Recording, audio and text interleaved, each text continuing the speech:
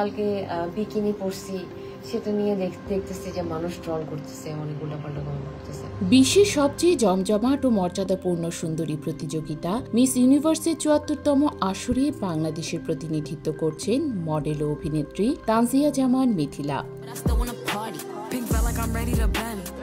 গত সেপ্টেম্বরে miss universe Bangladesh ২০২৫-এর মুকুট জয়ের পর দেশের পতাকা হাতে গত অক্টোবরে শেষ দিকে তিনি উড়ে গিয়েছেন প্রতিযোগিতার মূল মঞ্চ থাইল্যান্ডে।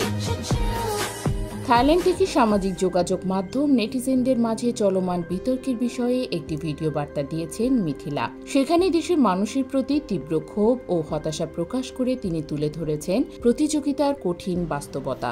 ভিডিওতে মিথিলা বলেন, আমাকে অন্যান্য দেশের মানুষ ট্রল করলে আমার কিছু আসে যায় না, বাট আমাদের দেশের মানুষ তো দেখতেছে আমি কি কষ্ট। এত বড় দেশ থেকে যদি একজন ভালো কন্টেস্টেন্ট এসে যদি চেষ্টা করে, এত কষ্ট, এত ডিসিপ্লিন, টাইমলি সবকিছু করা, এত এফোর্ট, এত কিছু শিখে, এত কিছু করেও যদি নিজের দেশের মানুষের থেকে অ্যাপ্রিসিয়েশন না পায়, তাহলে তো এটা খুবই কষ্টের।